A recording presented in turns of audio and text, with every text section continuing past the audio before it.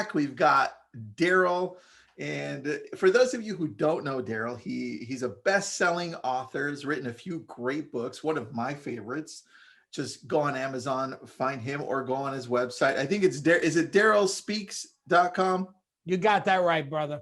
See, I already memorized. Dude, I memorized everything. There you go. Yeah. Well, and not only is he an author, he's an amazing speaker and a coach. And today we're going to be talking about how to get more listings to give yourself a raise. Since we were talking about raises, there you go. What a setup there. Not just peanuts. Yeah, not just peanuts. Like Tristan feeds his people. All right. What are you eating today? What's in the bowl? You know, I got some eggs and I mixed a little bit of rice in there. Just, you know. It sounds so Californian. It kind of is. Dude. I'm not gonna lie to you. Totally is. Yeah, eggs and rice. I don't know what the hell that is. Us New Yorkers, steak, eggs, it's good, you know. All that good rice. Stuff. I don't know. All right. We ready to get this party started? Let's go, man. We got this. We're burning daylight over here. Let me see. You know, let me share my screen. I got to tell you, I'm standing. I should have done today sitting because I'm a little, my legs a little weak. You know, I got married this Friday and I'm tired now from dancing. Disco Darryl showed up. Well, congratulations. You know, my son, he said to me, he said, it was funny. He said, you know, I could just tell Dad that the young kid in you wanted to break out and dance, but your body was too old. It was painful to watch. This is what my son said. It was painful to watch. It was painful for him to watch. He said, I could see the young kid wanted to break out of your old body. That's so good. So good. Yeah, I'm disowning him now. All right. So here we go. Let's get this party started. For anybody who's watching who cares, we're going to talk about commissions. I do want to say something about antitrust, and which is people get twisted. Oh, you're not allowed to use commission numbers and stuff. Let's be clear. The antitrust law says that we can't collectively decide together that we're going to charge consumers X amount, or we're going to boycott another broker because they don't play nice. We ain't doing any of that. So it is okay to talk 5 or 7 as examples. We're not collectively bargaining here, okay? Another warning is I'm going to be laying down a lot. So in our hours, Tristan will tell you, when we work together over here, he's very gracious. He lets me rip and go through all my content. That way it gives him a chance to eat like he is right now. You can't see. I can see Tristan. Those of you can't see, the guy is stuffing his face right now. You know, Catherine, the same thing. When she stepped in for you, she ordered pizza and was eating during my whole gig. I'm like, I told her. I said it's a tradition. I said it's a tradition. Make sure you eat. Listen, when Darryl's doing the lab coat thing, this is when we eat. That's so good. I'm so glad that I am not insecure about who I am as a human being, because I can take that very personal. So here we go, planting seeds today. So I'm going to give you, it's going to be a fire hose of content, fire hose. And if you just implement 1 or 2 things, that's how you produce a good farm for yourself. You got to plant seeds, you water, you cultivate, you work it. And so that's what we're doing today. Today is how to get those more listings, get them at higher commissions. So let me give you some concepts first. I'm a concept guy. My mentor, Mac Levitt, who I got to see at the wedding this Friday, he's 80 years old, meaning this guy, he could dance. Even at 80, I was surprised. But anyway, Mac, he taught me a lot. One of the things he taught me is when you have the concepts of real estate, you can create your own techniques and strategies as long as you get the concept. So I always teach concepts first, then strategies. Here's the first concept.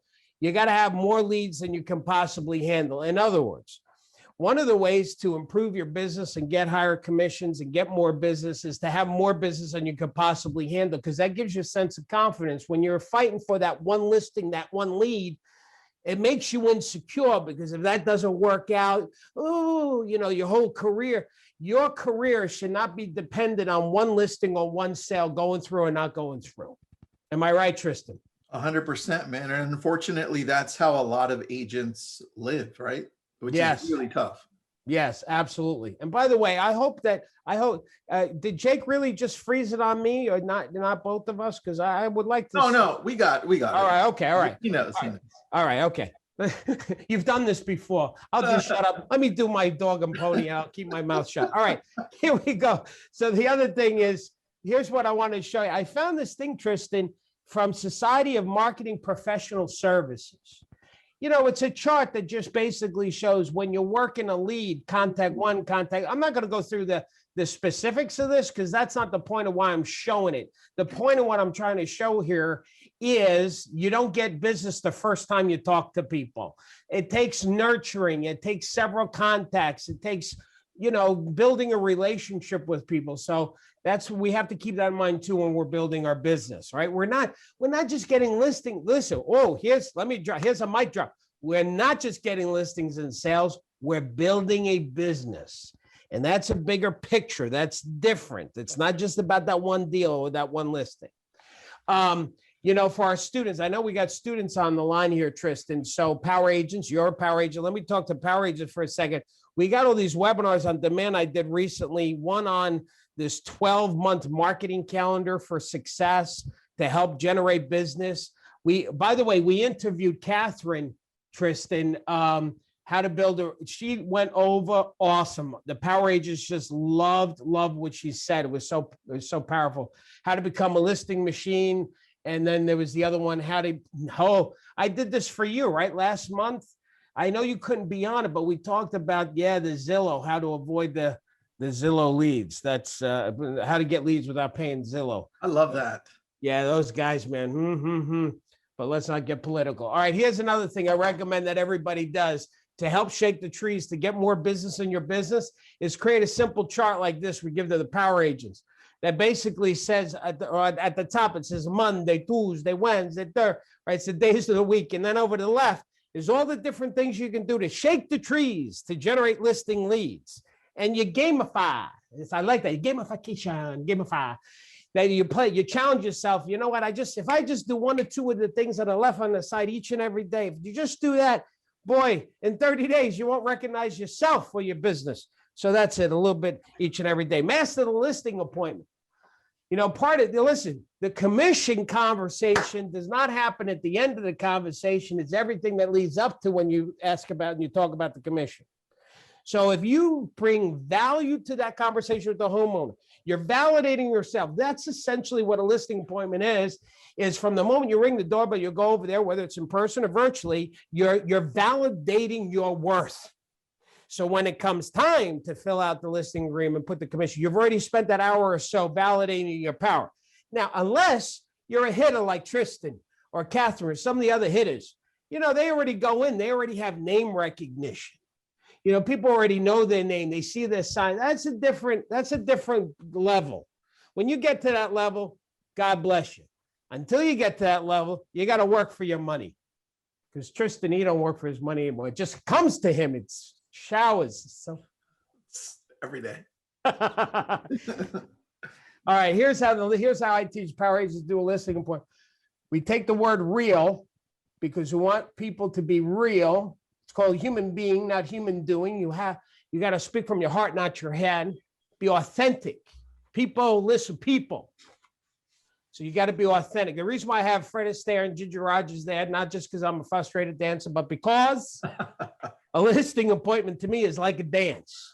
When you get on the dance floor, you have steps. You got a routine. You got a beginning. You got a middle and an end. And you got to sense your partner and give your partner what your partner wants. So in a listing appointment, the dance floor is the kitchen table. Your partners is your homeowners. You got to sense your partners. Your dance step is the routines, the conversations, the dialogue, the metaphors and analogies. Now, here's the dance routine. R stands for rapport. People don't care what you know until they know that you care. So you got to build that connection with them. The second part is you want to engage them in the conversation. How do you engage somebody in a conversation? By asking questions. You have 2 ears and 1 mouth. You should communicate in that proportion. Listen twice the amount of speaking that you do. Once you are, and you're also listening for something specific. If you're taking notes, any of you, like I see, you can't see, I see Tristan's taking notes. I love when I do this. Tristan, he's such a student, Tristan. Yeah, I love you, Tristan. Anyway, jot this down now. When you're also asking questions to find out what people are committed to, because what we do as real estate professionals, we help people get to the next level in their life, but you can't help them get to their next level if you don't know what that next level is. So part of the questions is to get clear about what they're committed to. So that way, here comes the next part. You're going to give them advice on how to get to the next level. So wherever they're going and how to do that. And the last thing is list and leave it, get the heck out of there before they change their minds. That, in a sense, is the dance routine of a listing appointment. So you've got to master that. All right, let's go on. I'm just giving concepts right now. I'm not teaching the specifics yet. First, validate the industry, then validate yourself. The reason why commission is an issue is because homeowners don't see the value in us. When they want to, when they're looking to not, when they want to be a FSBO or they want you to come down, it's because they think you cost money. You don't make them money because they haven't bought into our industry. So what you need to do on a listing appointment before you talk about how great your company is and all the great marketing that you do, you have to validate the power of realtor. I'll give you some examples of that now. To get the highest possible price in anything that you're selling, I don't care if it's shoes, furniture, clothes, or a house, you want as many buyers wanting that property as much as possible.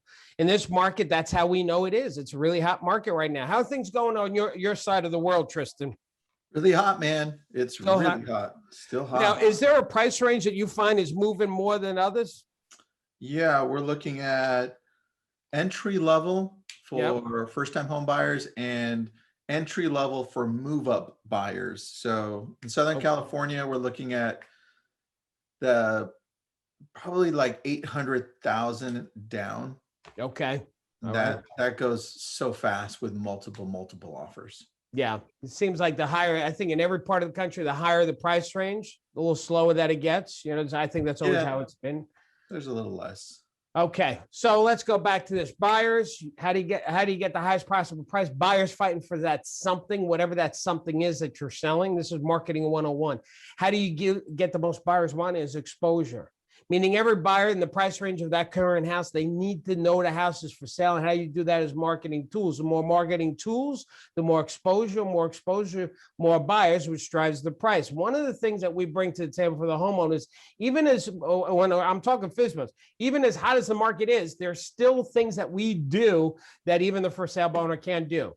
See, if you were to sit down and write out everything that a homeowner can do, they have some advertising, yard sign, limited internet exposure, but this is what we bring to the table for a homeowner. This is why the majority of the homeowners want to list with an agent, because we just have more resources available to us, which helps drive the price.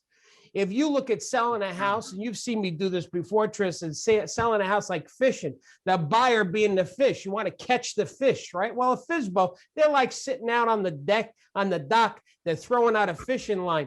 Every marketing that they do is a fishing line. So when they put a for sale sign that they bought at Home Depot and put it on a stick, they put on a front, that's a fishing line. They put an ad on that Zillow, Boo Boo, whatever they're called, whatever that company is. I forgot their name. It's starting to disappear in my mind. Anyway, that's a fishing line. So you've got this homeowner on the dock with a few fishing lines. We don't use fishing lines. No, we use a fishing trawler. Imagine a trawler with a big net going out into the ocean, throwing it out there, bringing all those fish. Look at that picture, all those fish. That's what we do as real estate professionals. And by the way, our fish are good quality fish. Not like that guy on the lake, the thing, it's a little scrawny, whatever. It helps the homeowner. This is why homeowners do better with real estate professionals. We got more. If you're sick, who do you call? A doctor. Tristan, you'd probably call your mother. So I do. And then she calls the doctor. I know. That's so true. So if you were going to have if you were getting sued, who would you call? You call a lawyer. You wouldn't go to court and represent yourself. What do they say? You got a fool for a client when you represent yourself. And then let's say your taxes, you're going to have an accountant do it. So in all these areas, Mr. and Mrs. Ahumada, you hire a professional to help you because these are important areas in your life. Why would you do anything different with the most important, valuable asset you have, which is your home? You need to, if selling a house is as simple as just throwing a line out in the lake, you would have to be licensed by the state to help other people do this. So there's got to be more to this process. Here, let me show you where more is, right? If you, sorry, let me go back to that being. If you look at this Sellopoly at the top, go determine the price, prepare the property for sale, stage your photos, verify it, launch the listing. Now, right there, just on that top part of the board, some FISBOs, they don't know about staging. They don't know the do's and don'ts of taking a good photo and how to touch it up or even prepare. But then in addition to that, there's the showing, the negotiating, the qualifying, inspection, the sale. Here's the point, Mr. and Mrs. Hanahana. The reason why most homeowners work with an agent is because there's more to this than just finding the buyer. Let's go back to that fishing analogy. When you catch a fish and you're sitting on the boat over there, you don't start eating it like it's sushi. What do you got to do? You got to prep the fish. You got to clean the fish. You got to gut the fish. Then you're still not ready. Now you got to cook the fish, and cooking fish, you can mess it up if you take too long or cook too short. Timing is crucial. And then if you do a good job, you sit down at the dining room table. That's exactly what you do as a real estate professional. Catching the fish is only part of what I do. I got to prep the fish. I got to make sure the buyer has got all their docs. They're pre-qualified. They got a pre-commitment letter. They've got all their paperwork in line. Then when we go to contract, then we've got time is important. We got to make sure make the application timely. Inspection is done timely. And then we go to the kitchen or the closing table in this example. The point here is selling a house is more than just catching the fish. How am I doing, Tristan? Is this making sense? Dude, you are. I've taken a lot of notes so far. I had a question. Jamie says, can you provide the tracker spreadsheet? And I answered Jamie, let me know if I'm right, Darryl, but if everybody that goes into the trial can get all the PDFs, right? Okay, so everything you see on the screen, thanks for answering that, Tristan. I want to tell everybody, and Tristan, I'm going to give you an update on something. Oh, good. So here's the update. I know you know this already. What? So, what? What? I said you're already making me. I'm anticipating you making me laugh, and I'm laughing. No, this is serious. We're talking about food, worldwide hunger. Okay, good. Then shoot. But anyway, seriously, you know, Tristan, that we launched a program January 1 where we're committed to raising and paying for 100,000 meals for Feeding America because of this pandemic. The food insecurity doubled in the United States. Pantries empty. So what we did is at the beginning of this year, every trial that you just said is a $5 trial, which is nothing. $5, that 100%, we've been giving it to Feeding America. And our goal is the end of this month. Tristan, we are currently at 71, almost 70. Julie, I'm sorry. No, what's our numbers right now? No, it's 78,200 Whoa. 78,280 meals. So we've sponsored 78,000 plus meals since January. And this is our last push this month. So every LabCoat folks that becomes a trial member, you're going to help us hit our goal. And plus you get a copy of the slides and a whole bunch of other bonuses. So thanks for saying that, Tristan. All right. Okay. So getting back to this slide here, what does it say? You have to believe whatever a seller can sell for is less than what you can sell for. This is very important. Yeah.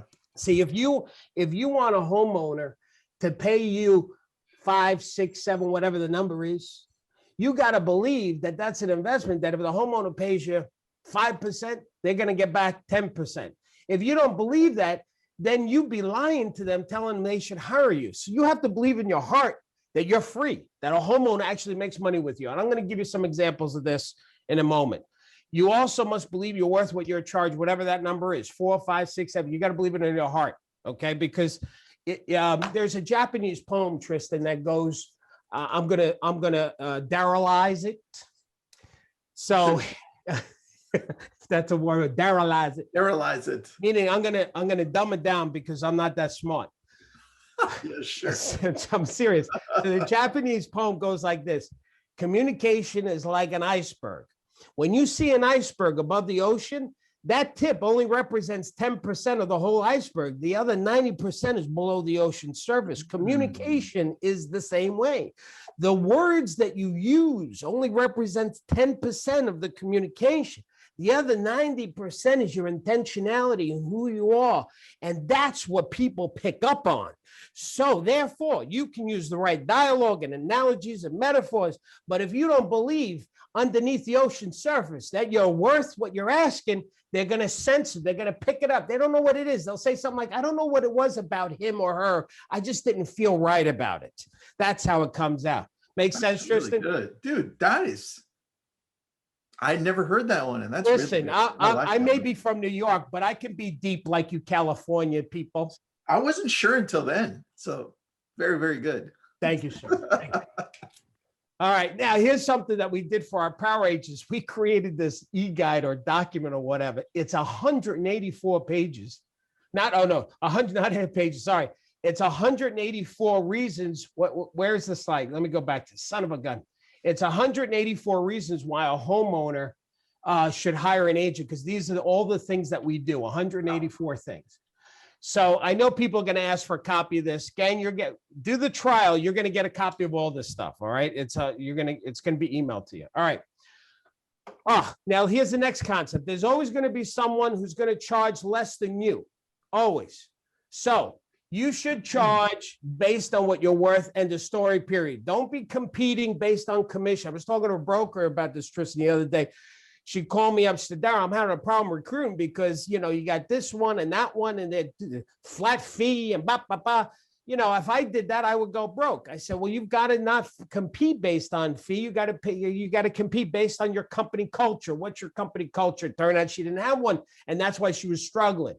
So you gotta know who you are in the matter of your business. What do you bring to the table? Don't be competing with commission.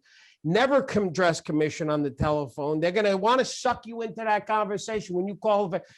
Tristan, my specialty. By the way, I appreciate the shout out on Lab Coats. I saw the 10 ways to get listings in the next 30 days. Well written. My strength, FSBOs and expireds for sure. And when I teach power agents, you call a FSBO, they always ask you those two questions. They say, well, how long of a listing do you take, or how much commission do you charge? You never answer those questions on the phone because you got to go face to face, belly to belly, and you got to establish value before you have that conversation. So when they ask you stuff like that, say, how much commission you charge before I let you into my house? Say, well, Mr. Anna, the commission I charge is negotiable, number one. Number two, it's a marketing tool because we also use that money to motivating other agents plus to spend it on your house. It depends if you got to sell in the next 3 weeks versus the next 3 months. But listen, I think we're rushing ahead talking about this because I don't talk about what I charge until you're ready to hire me. And I just want to come over and see your house and see what you got and see how I can help you. Can I come over at 6? Would 7 be better? So you don't ever address it on the phone. Here's the next thing. Attract sellers not based on the cost, but based on the benefits, right? You've got to focus on validating what you bring to the table. Commission is almost like an afterthought. Like Tristan, I must confess, I like you. And I like you too. And if I wasn't in the business and I got to meet you and you're talking to me and I know you're a good person and you got good team working for you, the commission you charge, I'm not going to worry about that because I want to hire you. I trust you. People hire, if they had a choice between hiring somebody they really trust and somebody and they're not sure and they could be successful, people always hire people. They got to like you. They got to believe that you're going to work hard for them. And that's what we got to convey. Commission should be an afterthought.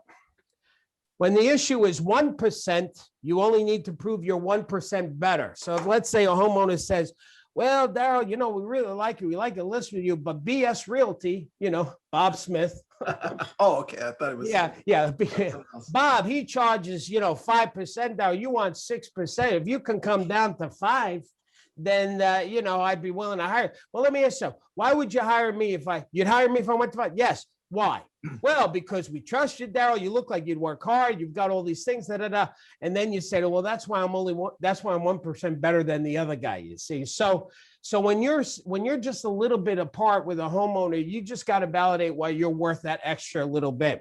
There's no law that says you have to negotiate commission in 1% increments. Sometimes if a homeowner says, listen, you want 6, and the other one says 5, come down to 5. But sometimes the homeowners, they just got to feel like they won. That's all it is. They got a little something like, especially if they're from New York or Jersey. So you just throw them a bone. You give them listen, do 1/4% or 0.5% if that's the difference between getting the listing or not. True. This is another thing. There's a couple of things, Tristan, that I'm known for, besides my good looks. That's number one. Yes, thank you. That's number one. That's what I'm here for. Yeah, thank you. You're like my Ed McMahon right now. I love it. If there's one of the things that I'm known for is not using memorized scripts and dialogues unless it's the telephone. When it comes to calling physicals expireds, I like to think I got the best out there. But when it comes to belly to belly, face to face, you use stories, metaphors, and analogies. The beauty and the magic in that, you don't have to memorize scripts. Like I did the fishing pole technique. People can remember that. They heard it one time, they can do it. I'm going to show some examples of those as we go on. How we doing on time? All right, 2:30. Yeah, so FSBO buyers, the reason why sellers can't save money selling on their own because of the following. I'm going to go through this. Number one, the types of buyers usually that'll go to a FSBO, they're looking for a deal. Like, for example, if you were going to buy a couch, Tristan, where would you go if you were going to buy a couch? Tell me. Somewhere close to me, probably. All right, close, good. Anything else? Like if you assuming you had some money in your pocket, I know things might be tough for you right now, but if you had a few dollars in your pocket, I probably would go to there's a nice place called R.E.A.L out here. Okay, is it a high-end store? Yeah, it's pretty high end. All right, so let's say, for example, Ethan Allen might be another. There you go. Yeah, there's a good one. We know going into Ethan Allen, we're going to spend top dollar. We also know it's a good company. We can trust the company. It's a good quality couch. When you think about it, why the heck would anybody buy a used couch on eBay? I mean, think about it. You don't know if you could trust the sellers.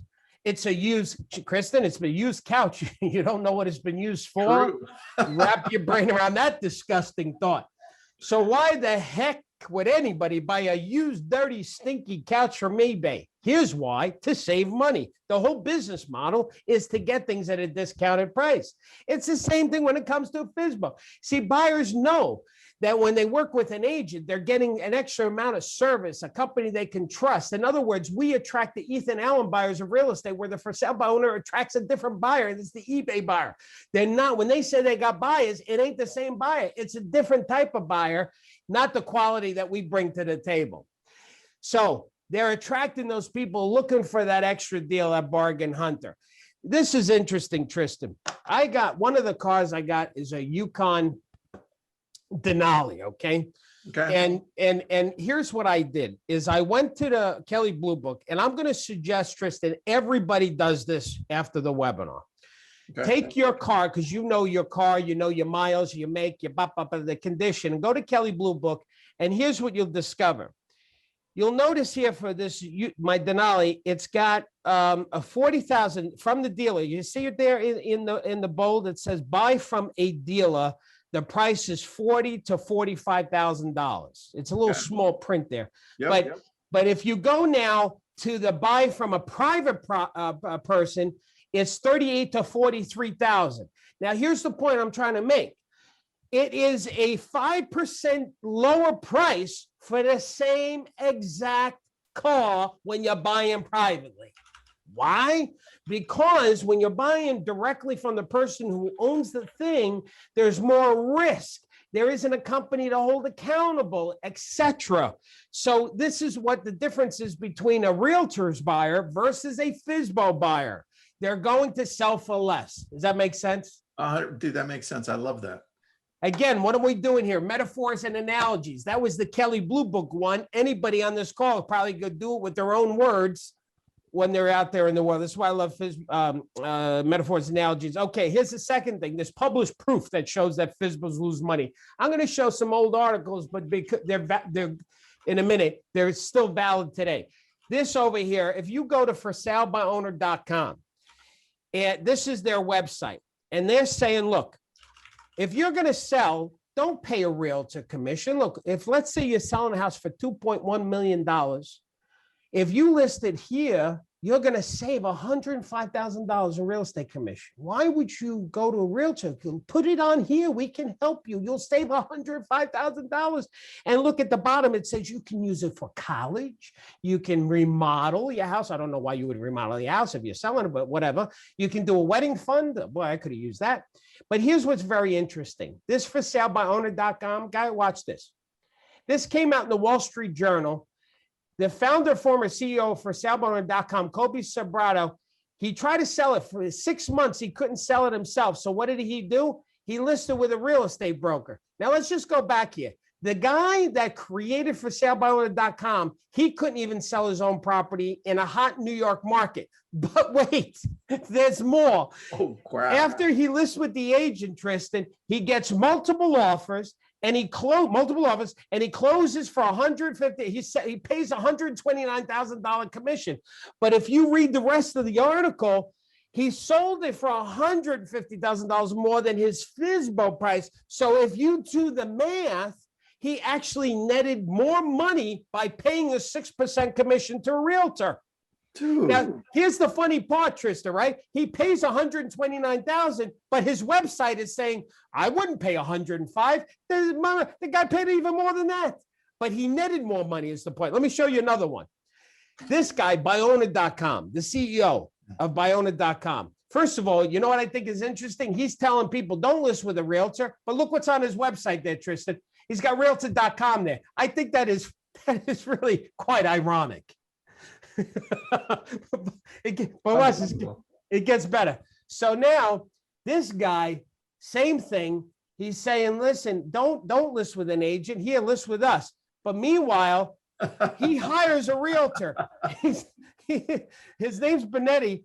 Al Benetti, obviously, Benetti. Oh, I was thinking his initials were going to be BS, but I was wrong. Yeah, there you go. He has St. Petersburg Beach. He lists his house with a Coldwell Banker agent for $3.78 million. Now, here's what you got to say to a homeowner.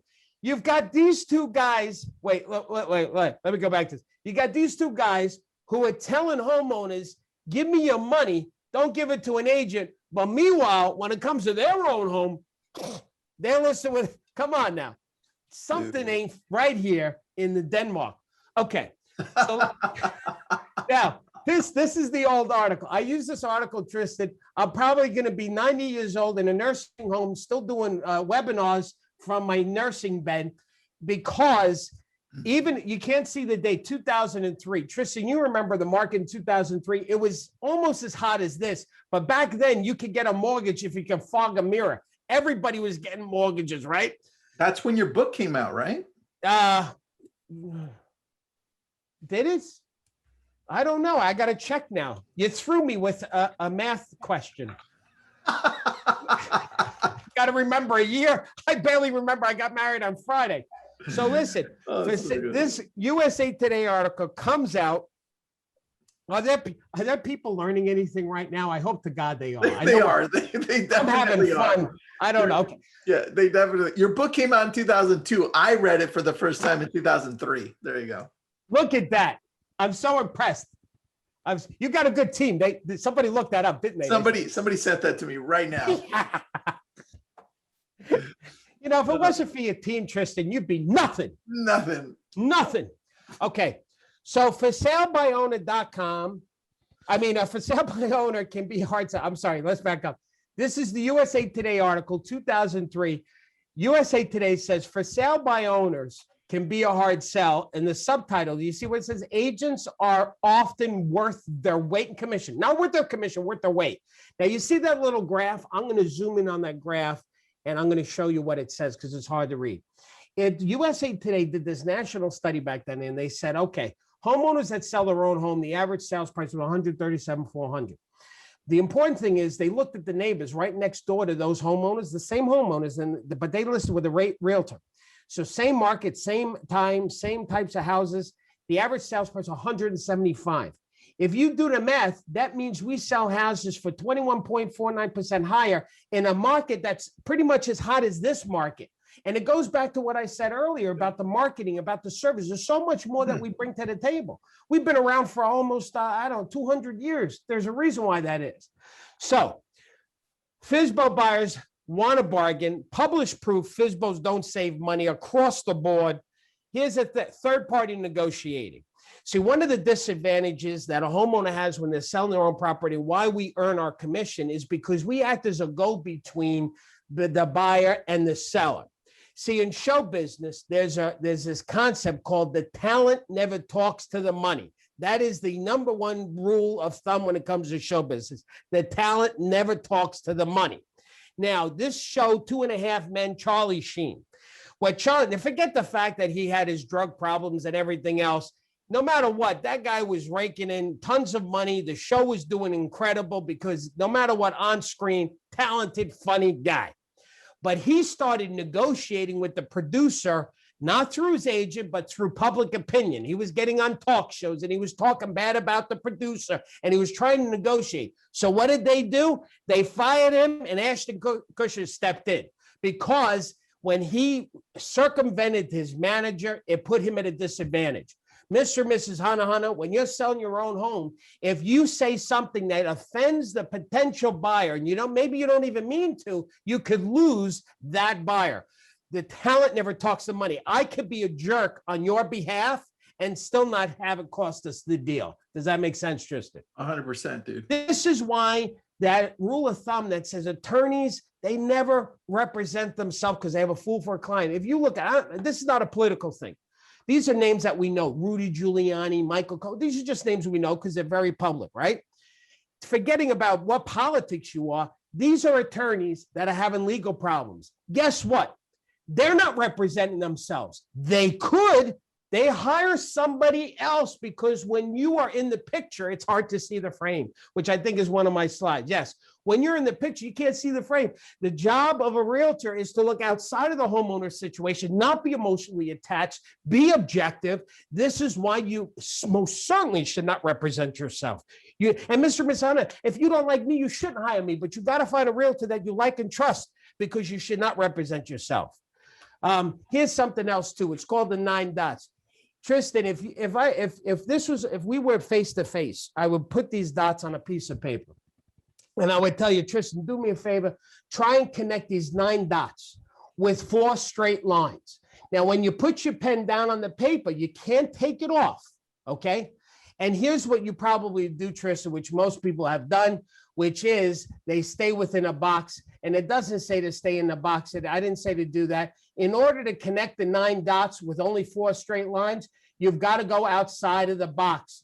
The whole point of this is to tell the homeowner, my job as your realtor is to look outside of the box to help you get to your next level. I just saw a comment over here. Can people still, what's going on with or did I miss something here about the camera?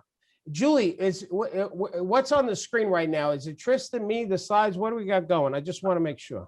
I see the slides. I see the slides. Okay. All right. Okay, good. I thought I saw a comment. I'm sorry. All right. Let's go back to this third-party negotiating. How are we doing, Tristan? We having fun? I'm having fun. All right. All right. Good. We're having a blast. All right. I already did this. We have more resources about the fishing pole analogy. That was a good one. This is my favorite. Tristan, I'm very excited. I have tickets. If there's one good thing that came out of this pandemic for me, God forbid that all the people passed. But the one good thing is I got show tickets to Hamilton. Oh, whoa. Because I couldn't get them, right? And then they just opened up and said, I'm going October. Very excited. I love that. That looks like Beauty and the Beast. You threw me off when you said Hamilton. It does, but it reminded me of Broadway. Don't mess with me, Tristan. It just was a trigger for me. It reminded me about Broadway. Okay, Totally King and I. Got it. I don't know what the hell show it is. It doesn't matter. King and I. Oh, The King and I. Never mind. That's not the King. Is that The King and I? Heck yeah. All right, good. All right, thank you, Julie. All right, let's not mess with Julie. Even if she's wrong, we'll just say she's right, Tristan. Okay, but here's the point. The point is, if you look at this picture, who's involved in putting the show together? You've got the actors. You also got lighting design, set design, costume design, makeup design. You got all these people. Now, every day, Tristan, I'm going to ask you this question. Every day in rehearsal, who does everybody talk to? All of those departments. One person every day in rehearsal. Who is it? Every person. I'm sorry. I went too fast. When you think about like in rehearsal, who is the person in rehearsal every day that all the different departments talk to? Lighting design, set design. They talk to one person in rehearsal. Let me help you. Is it the manager?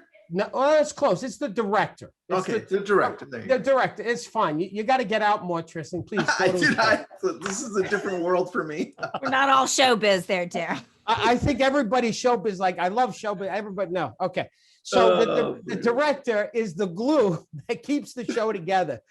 Can That's the last time Darryl asks me a question. You hit the nail on the head. Oh, that's a good one. I can't count on you, Tristan. I'll just do it. You just sit back and eat your bowl. I'll just eat my eggs. That's it. Eat your eggs and rice. And let me work over here.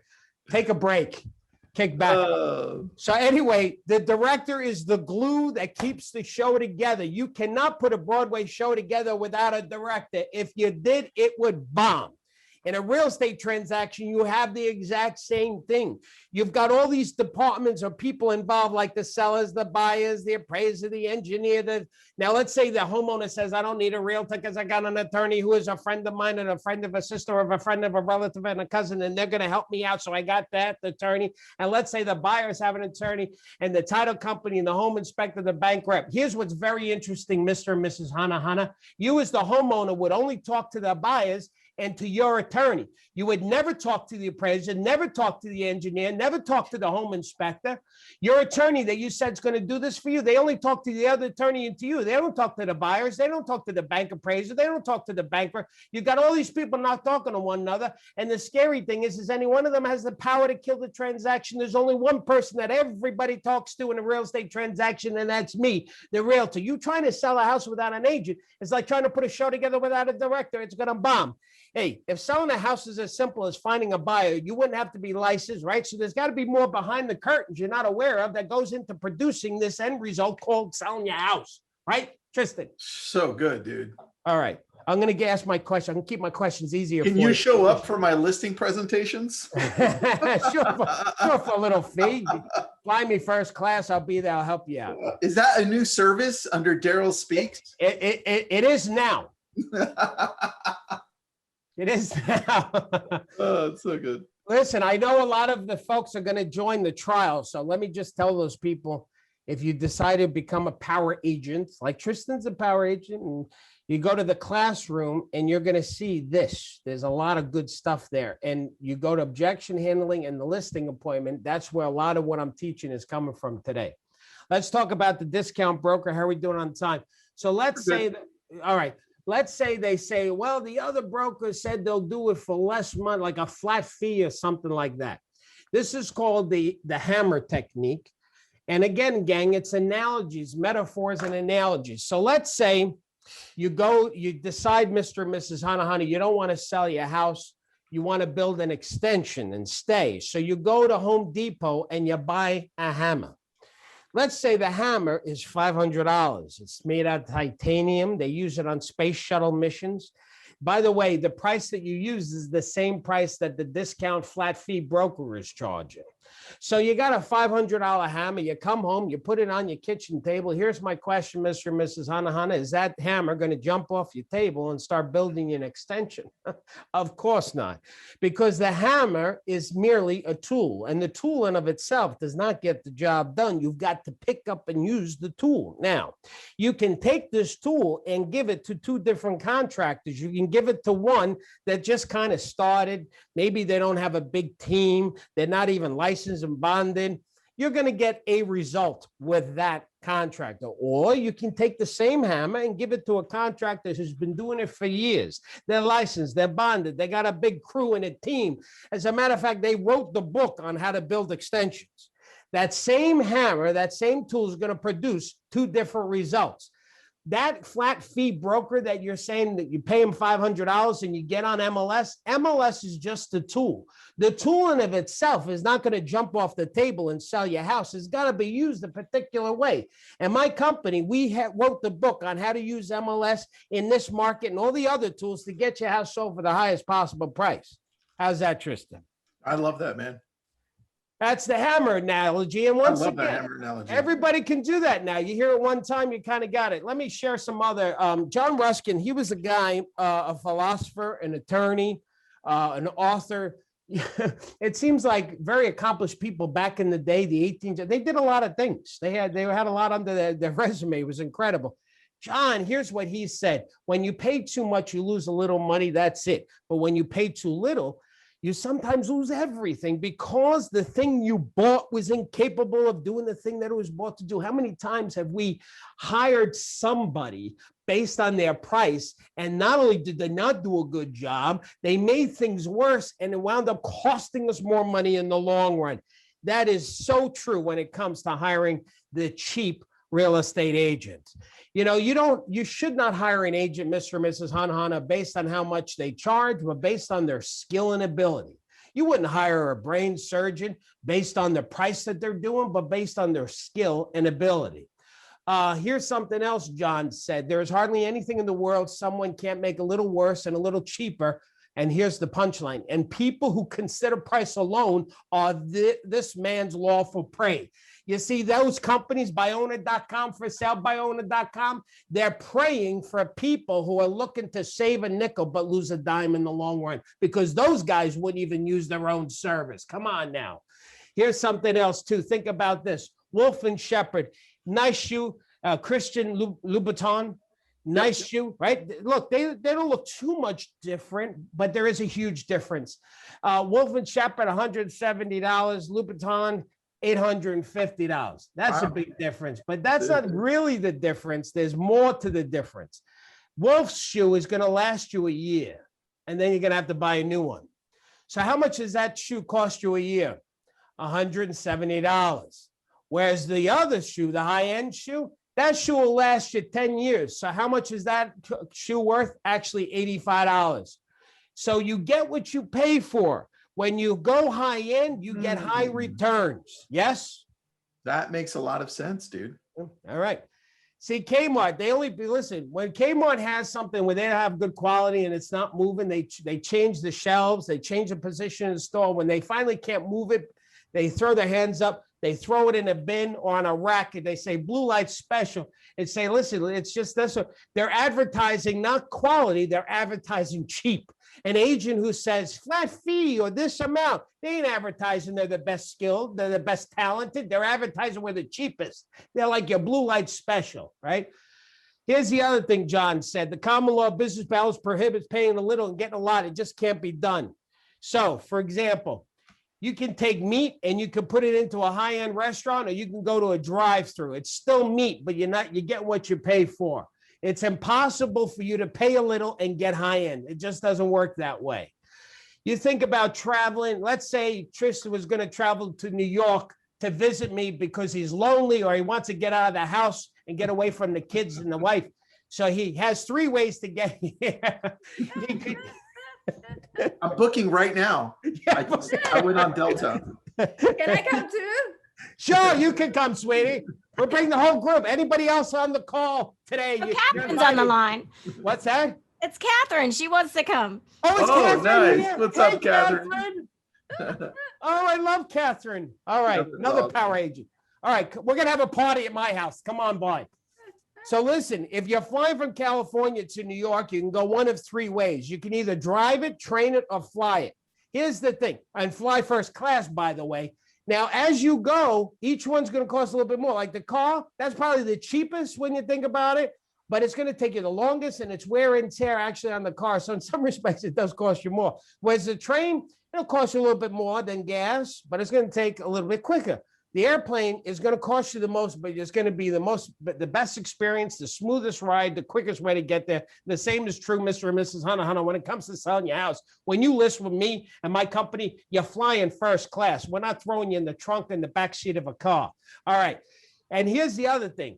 I'd be concerned, Mr. and Mrs. Hanahana, if another agent is so quick to give away their commission just to get your listing. When it comes time to negotiating a sale, how quick are they going to be to give your money away just to put a quick deal together? So you got to be careful. Here's how I see cutting commission. It's like an upfront apology for all the work they're not going to do, because here's what I figure. In my life, 7% covers all of my expenses for my clients to get the property sold, to service them, plus to make a profit. I am in this to make a profit, Mr. and Mrs. Hanahana. Now, if I were to go from 7 to 6, that's actually a 14% cut in pay. Now, watch this. It looks like it's 1%, but it's not 1%. In what it cost me, I'm actually taking a reduction by 14% in revenue. Now, if I'm going to cut my revenue by 14%, and you could do it this way, if it was 100, this is a math now. If it's 100 grand, 7% is 7,000. 6% is 6,000. What's the difference? $1,000. 1,000 represents 14% of 7,000. Are you with me, Tristan? I'm with you. Yeah. So that's a 14% cut and pay. Now, listen, if somebody's going to take 14% cut and pay, that's going to come from two places. It's either going to come from the overhead, the market. Oh, no, let me do it this way. It's either going to come from my profit margin, which is the money I use to feed my family, to take care of my kids. That's one place. The second place, let's say I don't want to take away from my family. It's going to be my marketing. And it's not going to, I'm not going to tell you, Mr. and Ms. Hunt, I'm going to do less marketing. I'm going to do open houses, but maybe I'm going to do less open houses than if I'm getting the full amount. So in my opinion, if they're cutting back expenses, that's the expenses you need to market your property and bring the buyers in. It's almost like an upfront apology. And of course, you keep going down the line, it's even more, 29%, 43%. Listen, the point here is you get what you pay for. It's a marketing tool as well. If you've got a house that's 8 and one's at 7 and 6, and by the way, gang, you can cut these, you can change these numbers. They can be 7, 6, and 5, or 6, 5, and 4, whatever you want. The concept is the money that I use is to motivate the other agents to bring buyers to your property. If you've got two similar houses, one is a 6 and one's a 5, if you're an agent who's not working on salary, that is working on commission, and you've got to feed your family, where's there going to be a little bit more motivation to try and sell a house? Well, I want to give myself a 14% raise. I'll go to that 6%. So, and here's something else too, gang, what you can do is compare the services that you do to another agent. If a homeowner says the other agent's going to do less, what you can do is take these, like I got here that we give the power agents. On the left side, you can tell a homeowner, listen, if you're not going to hire me, you want to interview other agents, that's great. Here's the questions you should ask the other agent and check it off. Do they do a catered broker's open house the way I do it? Do they do professional photographer like I talked about? Do they offer an above average selling commission to get more people in the doors? That I will do when you hire me at my commission, et cetera, et cetera. So you go through this as a way to actually get rid of the cheaper brokers, if you will. Another thing you can do, gang, is compare your office to any other competing. So if there's another broker that you're competing with, look at what's the average days on market for that company versus your company. That might be a way to handle that objection. You should not talk bad about any real estate company, but if you're going to be competing and the homeowner brings it up, you should be prepared to answer it. Here's one. I'm coming to the end here, Tristan. We'll go to questions. Anybody have questions? One line is, bring me a buyer and I'll pay you a commission. You're paying to have a professional licensed trained agent work against you. Here's what I mean by that, gang. When a homeowner says, bring me a buyer and I'll pay you a commission, that is just the stupidest thing a homeowner could do. Now, you don't say it to a homeowner. We're just talking over here. But what do you all know? When if an agent brings a buyer and the homeowner's going to pay him the commission, that agent is representing who? The buyer. Right? So here's what a homeowner is saying. I will pay a licensed trained agent to work against me. It's like going to court. Like, would you go to court without an attorney? Of course not.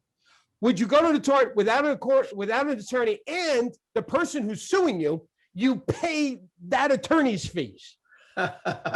Because that's what you're doing here, man. If you're willing to pay the other attorney's fees, why don't you pay the other half of the commission and have me represent you with that agent, representing your best interest? Make sense, Tristan? Yeah, 100%, dude. Right. I hadn't thought about it like that. I love that. I just took note of that. All right, good. Great. All right, here, cut your commission. Say, no, the other agent will take less of an agent so quick and give away their money to get you listing. How quick will they be to give your money away just to make a sale? I'm just going through these last little things.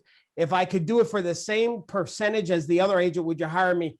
When they say, yes, Darryl, if you can match the other agent, then I'll hire you. Then I said it before, I'll say it again. You ask the homeowner, well, why? If I meet the other agent's fee, why would you hire me instead of them? And then they give you all the reasons. Well, because we like you, because you offer more services, yada, yada, yada. Then your punchline is, well, that's why I'm worth the extra percent. So they basically handled the objection for you. Which is brilliant. The commission is actually a marketing tool. The more you pay, the more showings you get, which means a higher sales price to you. That's one way to handle that. If selling a house is as simple as placing an ad in the paper, you wouldn't have to be licensed by the state to have other people do that. Then go over some of the legal forms, lead paint disclosures, what other legal forms we have. I'm drawing a blank right now. So that's one of the things you can do to handle that. And then Tristan, you already talked about this, about people becoming a power agent for $5, and they get a copy of all these slides, and they help feed America during this thing that we got going. I'm done. That's what I got for time together. But I'm here for questions. Yeah, I had a question from one of the Facebook sides here. What's included in Darryl Speaks? So I'm going to do the Reader's Digest version because I want, whenever we do these for LabCoat, we want to focus on the content and not have it be anything but that. But real quick. So what happens is it's a monthly membership that's $47 a month, no long-term contract. You cancel anytime, but for $5, you get complete access to the entire site. You get, it's non-restricted. You get bonuses today. And you can cancel anytime. Let me show you the bonuses of what's included. Hang on a second. I guess I have to answer it this way. Sorry. So every Monday there's a coaching call. It's live. Like we had ours today, Tristan, was 2 hours long. We record those calls. Janet Livingston, one of our power agents, she loves the Monday calls because it sets the tone for the week. She gets so much value. We have webinars on demand. There's a closed Facebook group, and the website has over 500 forms, flyers, and checklists. So for example, if an agent needed help with farming and self-promotion, they would click on farming and self-promotion. And then there is literally hundreds of flyers, and that can all be customized to an agent, which is really quite incredible. There's a favorite feature that they have. They can tag things and put it into their own folder. We have a search function that's awesome. All the FSBO dialogue. Here's the bonuses, Tristan. I'm going to just put it up really quick. So all of this that's on the screen, which if you go to my website and you try and buy it individually, it's going to come to almost $2,000. But every LabCoat, they can get it just for $5. And then here's the cool thing. If they wanted to, Tristan, they could actually sign up, pay the $5, feed America, keep all this stuff and cancel the next day. But they get to keep everything that's on the screen. Now, I hope to God that people don't do that. But, if they wanted to, they could certainly do that. I just told them how to rip me off. But they won't. I'm still on for a while, so. I love it. Hey, that was funny, Tristan. Look at you. We're starting to work to get a good over here. Dude, I understand. I understand that. It only took me a year. I remember, I think the first time we did this together, you were like, you didn't know what to do with me. I didn't. It's so good. Anybody that's ever watched these, they know Tristan. They interview, they ask questions, they have good content. I came on, I didn't let the guy talk for 5 minutes. He didn't know what to do with himself. This is why he's gray now. That was from the first call. It's only a year. Crazy. Yeah.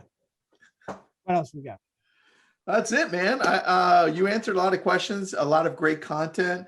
People loved some of the ideas that you had, and it flowed really well. So we put up the links up there, and let me see, going up. Excellent presentation delivery style. That's what they said about me. Obviously not Darryl. I'm joking. I'm joking. That's actually one of my team members. I plant them, and they just put these comments randomly. They create. I was wondering. I was like, were we watching the same thing, Augustine? Yeah, that's why you get such high marks from me, because I have shills that we pay to just say, Darryl's the best. He's funny, and I learned so much. I was wondering. Catherine has her hand up. Catherine has her hand up. I don't know why my video doesn't turn on. It says I don't know either. Let me find it. It's okay. It's okay. So my question was, you showed 2 pair of shoes, Darryl, earlier, right? The cheap ones and the expensive ones. Which one did you wear for your wedding? Oh my God, if she could see your shoes. They were like magic shoes, Catherine. Catherine, let me tell you something. It'll take me too long to find my pictures. Actually, Catherine, if you go to my Facebook page, you'll see. I saw the pictures. Beautiful. My God, congratulations. Thank you so much. If you look at one of the pictures, it might have my shoes, but I'll tell you something. I've gotten fat over the years. I'm just being honest. And my knees, that was Friday. My knees are still killing me right now. There was something about those shoes. They were like Cinderella shoes. Oh, there's Catherine. Oh man, it's so good to see you. Miss you, Catherine. You too. And I put on the dancing shoes, the Disco Darryl shoes. I danced for hours, and it was not those shoes, but you had to see them. They glistened. They had Italian horns on them. They were sparkly. They were sparkly. Yes, I could if I needed. That's what I expected. If I needed to see what my hair looked like, I looked down at my shoes. I could see the reflection. Awesome. Well, congratulations again. Thank you. Good thing about getting married at my age is if I don't know what I want by now, there's no hope for me. So I picked a wonderful person, and I'm blessed that she said yes. So good.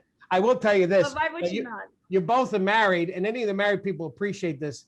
So her name's April, and here's what she did starting Friday. She wanted to, I was working on a weekend a little bit, and she said, you have to stop working and we're going to have dinner together. And this is what she did, Tristan. She took her ring and she went like this. You have to stop working. Like she was Wonder Woman and she had a magical ring.